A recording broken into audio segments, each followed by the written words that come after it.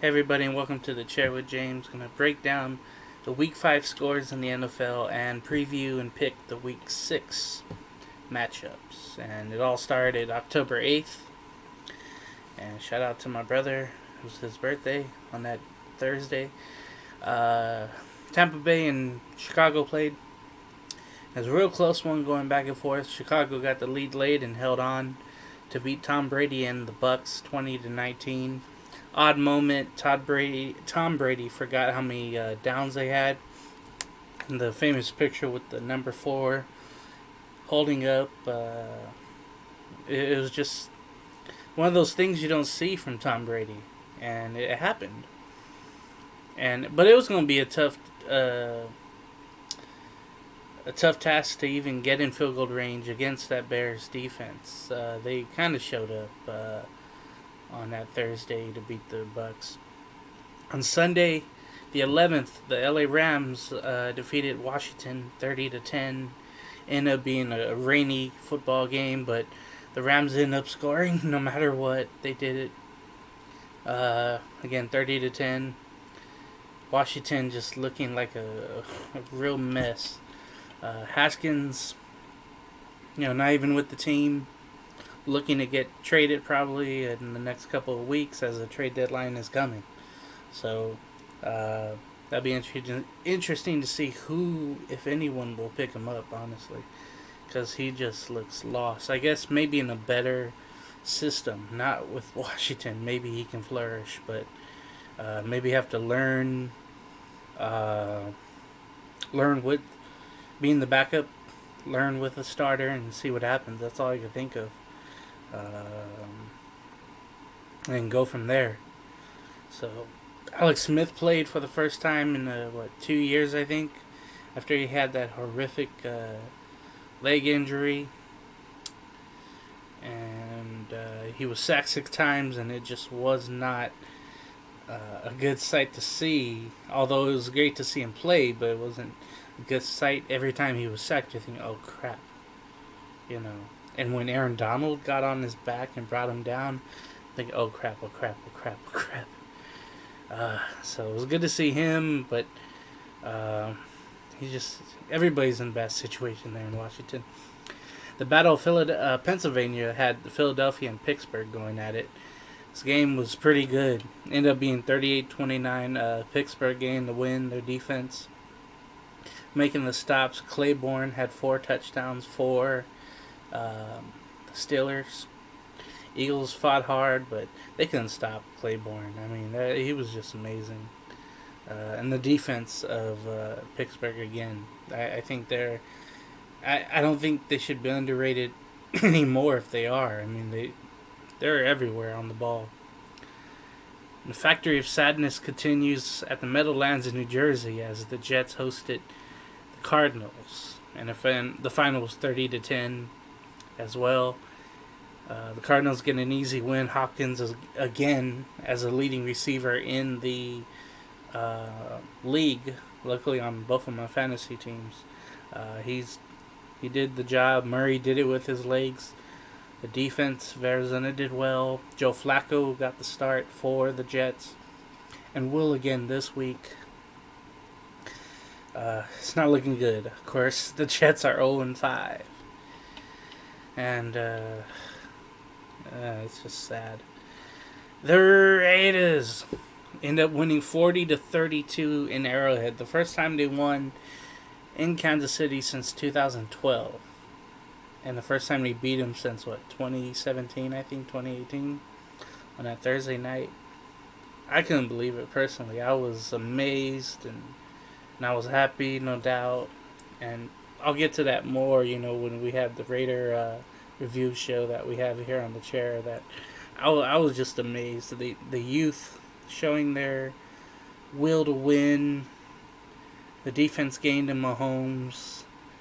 It was really great after 14-3 how they kept it a back and forth game. And I wasn't expecting much at all, but they ended up getting the win and shocking the world, I think. So for the Houston Texans, without Bill O'Brien for the first game, Romeo Crennel taking over. as head coach, had the Jaguars at home. And Houston, I think, with a breath of fresh air without O'Brien there, did the job and won 30-14. Defense did very well, and then Deshaun Watson just trying to make do with what he has. Excuse me. That was a solid showing by the Texans. I don't think it gets them anywhere, but it's a good showing because you have to show that you're better without someone that just got fired, and that's what happened. And the next game was Baltimore hosting Cincinnati. Baltimore won 27-3. Is one of those typical games for Baltimore, easily winning. For Joe Burrow, Mama said there'll be days like this.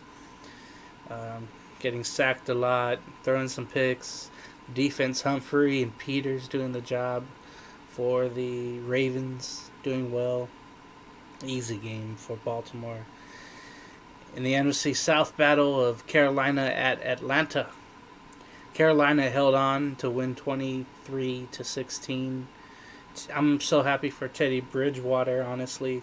After coming back from his injury, I'm just happy for him. He's just winning games. That's all he can do, and this is without McCaffrey. And I think that's a definite plus. I mean, when you're minus McCaffrey, you got to change it up, and he's delivering the ball all over the place. It seems like Mike Davis, the running back, McCaffrey's backup, just running through the Atlanta defense, and then Samuel running through the defense as well. That was it led to Atlanta and the owner, Arthur Blank, finally cleaning house. The GM gone, and head coach Dan O'Quinn is gone, and it took some time to get done. It should have been probably done maybe a year ago. I don't know, but to be 0-5, I think that was finally it. To say, hey, we need to move into a different direction. And it was tough for Matt Ryan because he didn't have Julio Jones. Couldn't put up any numbers whatsoever. It'll be a long road back to respectability for the Falcons. And maybe the second shocker of the day, Miami went to Santa Clara to face the 49ers. And Ryan Fitzpatrick, Gaskin, the running back, they just had a field day over the 49ers. They won 43-17. Jimmy G did not look well at all. I think he had a 15 quarterback rating at the end of the first half, and then he was benched, and C.J. Beathard took over. Couldn't do much else himself. So 49ers, with all the injuries and poor play, it just, like my friend Todd says, it just seems like maybe a Super Bowl hangover for all we know. In the most disturbing game of Sunday was New York Giants going to Dallas to face the Cowboys. And in the third, this game was pretty good too. The Giants did lead early, 17-3, I think. Dallas came back, but in the third quarter, Dak Prescott broke his ankle. He got caught under. Just a horrific sight to see. You don't want to see anybody go through that. Not even your worst enemy or whatever. Unless it was really bad, something they did. But, I don't care who it is. You don't want to see that injury. And, all the things he's gone through. His brother passing this year. And then the negotiations back and forth with the Cowboys about signing a long-term deal. Getting franchise tagged, and now this. So the future of Dak is definitely in the air. Of course, he won't be back this season, and we'll wonder about next season. Andy Dalton, next man up. He did rally the troops, let him down the field, late drive, and Greg Zuerlein just got it in the upright to give the Cowboys a 37-34 victory. The Cowboys go to 2-3, and they lead the NFC East with Philadelphia losing. So, hey. Now the game that should have been on nationally was the Colts and the Browns at the same time. And this was a game I keyed on. I mean, I had the Cowboy game on, but I was definitely keyed on the Browns because I wanted to see, hey, with the Colts being without their best offensive lineman and without the best defensive player, Darius Leonard, how would the Browns take advantage of that? I know they're without Chubb as well, but their backup running back did well, and Kareem Hunt did well for the Cleveland Browns. Baker Mayfield had 2 touchdowns but 2 picks, but it was just enough as they beat the Colts. Phillip Rivers did have some odd throws. He ended up getting a safety because he threw it out of the end zone in the pocket, out of bounds. And he claimed that there was a receiver, but he went the wrong way. He was supposed to cut out instead of in, and he promptly threw it out of bounds, but that led to probably the 32-point total that the Browns had. It would have been 30-23. So 32-23, Cleveland gets a win. They are 4-1 for the first time since 1994, if you can believe that. The Minnesota Vikings, with their 1-3 record, went to a 1-4 record, went to Seattle to face the Sunday Night Seahawks, as I call them, because it seems like they're always on Sunday nights. They're either flexed in late in the season, which is great, because with Russell Wilson playing as great as he is, and Metcalf and Carson, they just escaped getting the job done. The defense did a great job at the end of the game. It was odd to see Mike Zimmer not go for the field goal and go for a 4th and 1 and not get it and give the ball right back to Wilson late. And end up being a 4th down, no time left score, a pass over the middle of Metcalf. And I can only imagine if the 12th man was there, how crazy that place would have been for CenturyLink Field, or whatever they call it now, for Todd's ball club. So, shout out to his ball club, winning by 1 over Skull Gang's, with Skull Gang's Vikings there. That was just theater, primetime theater for everybody watching. The Monday night matchup, I didn't expect much at all, but it ended up being a tremendous game. It was the Chargers going to New Orleans.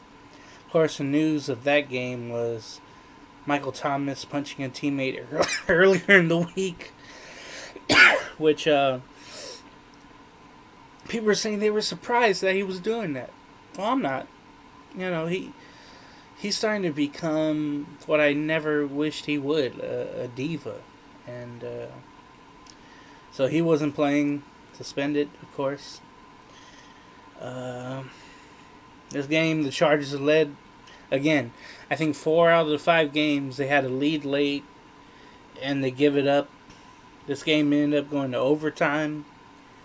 Will Lutz came through in the clutch, making a field goal at the end of regulation, missing a. Chargers Bagley missed a field goal at the end of regulation. It hit across the upright and fell down, luckily. But he would have had it if he straightened it out for sure. It's just so it goes for the Chargers, no matter where they play. For the Saints, Will Lutz just coming through clutch, making the field goal, and the defense stopping this Chargers. Justin Herbert looked really good with Mike Williams. Hunter Henry caught a touchdown, but Saints pull out a crazy Monday nighter, and it was a total surprise for people that didn't watch the game. But I got into it after a while. I thought, we'll see what happens. And if you believe it, there was a Tuesday night football game for the first time since I think 2008. There was a Tuesday night football game. It was a rescheduling from what would have been, I believe, last Sunday's Buffalo and Tennessee matchup in Nashville. Tennessee, with all the 14, 15 staff members testing positive, with the injuries they already have, with the receivers, you figure Buffalo would roll right over them. And that's why they play the games, no matter what night they're on. Tennessee ended up winning 42-16. It was a real shocker. Just seemed like Buffalo couldn't get anything going offensively while Tennessee was on it. Ryan Tannehill was making great throws to A.J. Brown and Derrick Henry carrying the mail. Even had time for a brutal throwdown of Josh Norman on his way to a positive gain. And lots of memes, of course, came out on that. But again, Tennessee gained the win 42-16 in a shocker on Tuesday night. Let's hope we don't have to say, Tuesday night again. So that would mean, hey, there's no more reschedules in the schedule. So, after all that being said, by the way, the trade deadline coming up, of course, there's so many candidates, and I remember the story about A.J. Green and how people were saying, hey, I read his lips saying, he wants to be traded, and we'll see what happens. There was no Thursday Night Football for Week 6. And, we'll see what happens. There was some... For Sunday here, the 18th, there was some positive cases for the Patriots.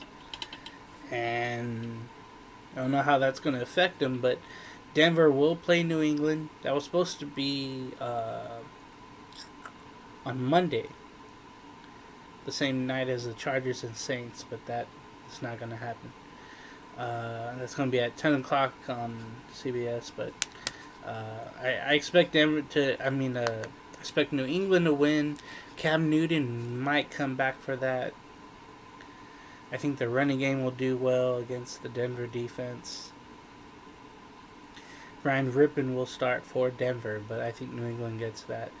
Houston goes to Tennessee. I think Tennessee keeps it rolling. But like Matt said from the Grinds, Deshaun Watson doesn't let his team go down without a fight. So it should be a close one in this divisional matchup. And maybe the Tennessee defense gets even better. But I think Titans win this. Now the game of the week, I think, or at least in the morning, for us out here in the West Coast, Cleveland and Pittsburgh. Now, both teams, 4-1, looking great, and this is a matchup to see if Cleveland is for real. Being 4-1, they lost. Remember opening day to Baltimore, and we thought, oh no, the same old Browns are coming out. But this is going to be a true test. Without Chubb, Pittsburgh 4-0, Cleveland 4-1. This will be a true test, and I don't know. This is a good. It seems like a good, not even matchup. I think with Chubb, it would take the Browns over. But maybe the Steelers squeak it out. Late field goal or touchdown. But Mayfield's going to have to play his ass off against that Steeler defense. So I'll give the slight edge to Pittsburgh on that. But it's going to be a close one. Lamar Jackson takes the Ravens to Philadelphia. And there will be fans there at Lincoln Financial Field. So you'll hear the boos if you're watching that game. So I think the Ravens will win that one pretty handily. The Eagles have, I think, 5 receivers out. So they're taking people off the streets, off of their practice squad. So Vince Papali, if he was still active, you got a slot, for Sunday if you want it. Just come out of you're not doing anything, bartender, you're not doing anything. So, Vince, if they need you, they need you. In the horrible game of the morning, have Washington going to the Giants.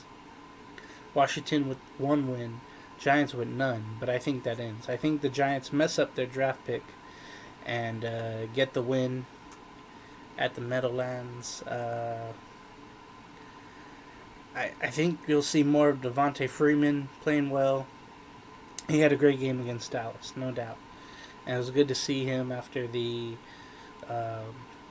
rise and fall with the Falcons and the injury and coming back. And hopefully Devontae gets a shot again. And Daniel Jones may be getting some good looks to Tate and the other receivers. And maybe get Ingram involved, hopefully. They're tied in. Atlanta goes to Minnesota. Now, again, you know how the Texans fired Bill O'Brien. How will the Falcons come out and play for Raheem Morris, the new interim head coach? This is going to be interesting to me, but again, without Julio, I don't see the Falcons winning.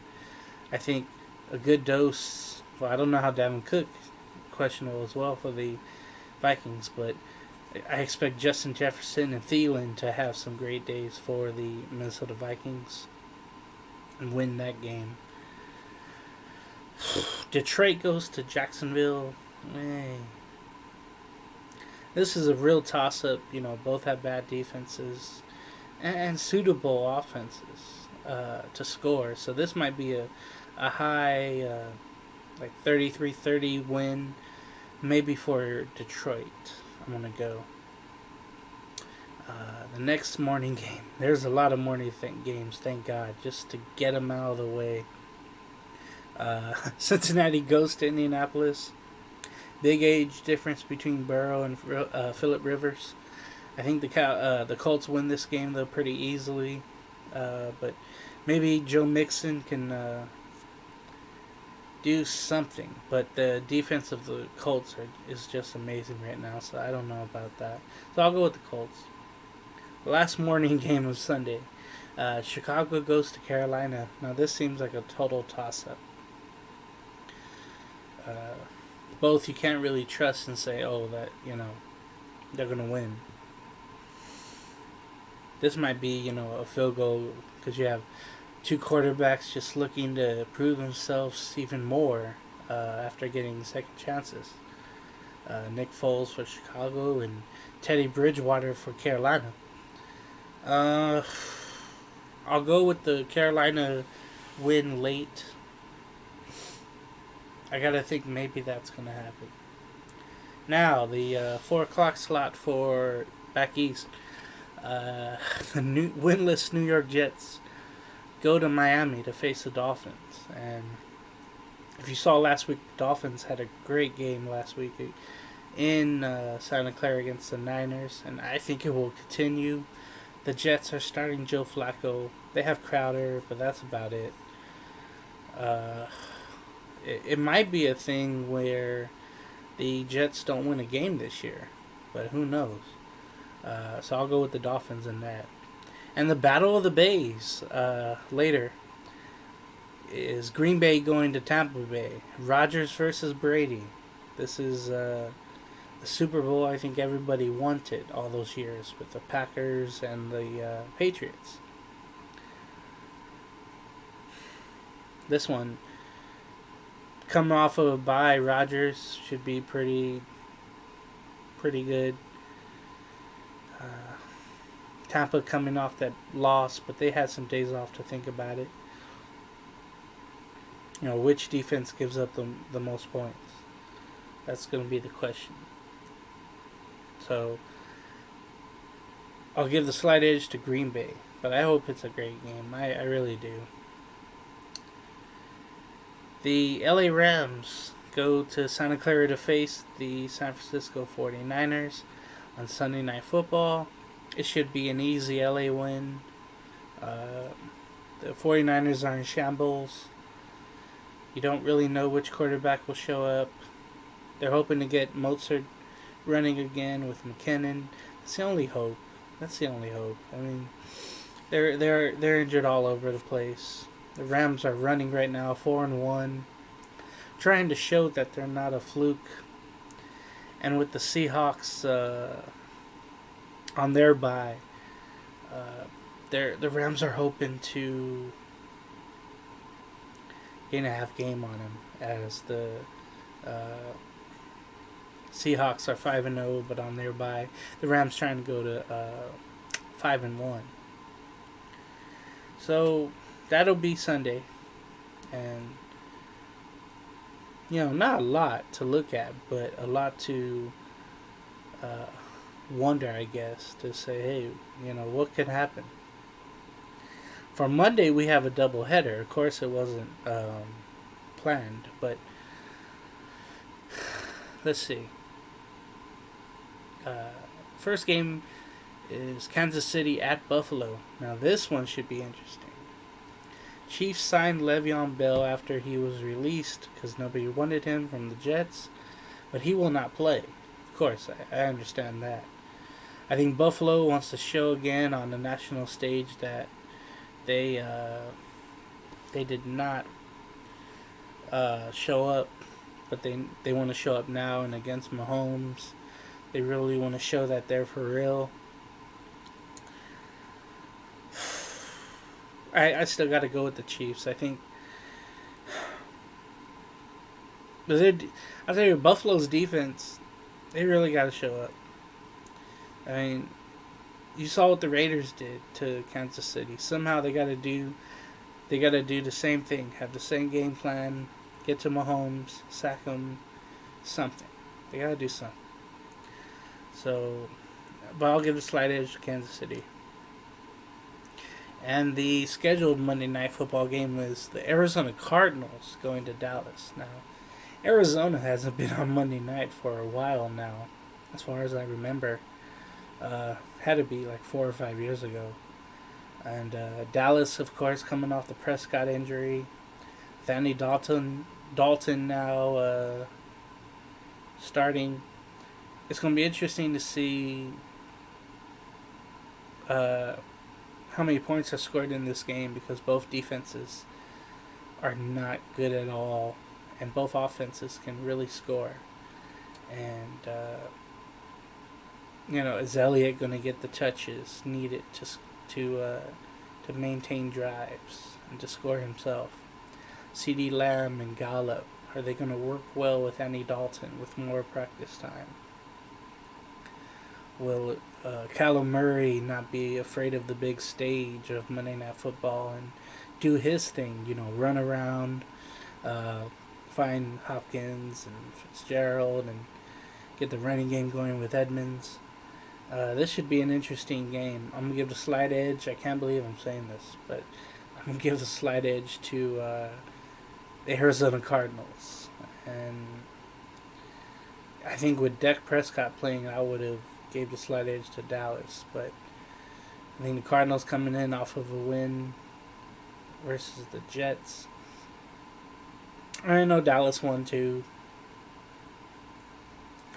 But we'll see what happens. But I'll pick the Cardinals. So that's been my recap of Week 5 and my predictions for Week 6. I'm interested to see what everybody else thinks. I'm going to have this on social media pages, and we'll see what happens. But it should be an interesting Week 6. Every week is interesting, but we have some very, very odd matchups coming up, and we just hope everybody gets through it. And hopefully the games are played, honestly. So for James from the chair, we'll see you next time. Later.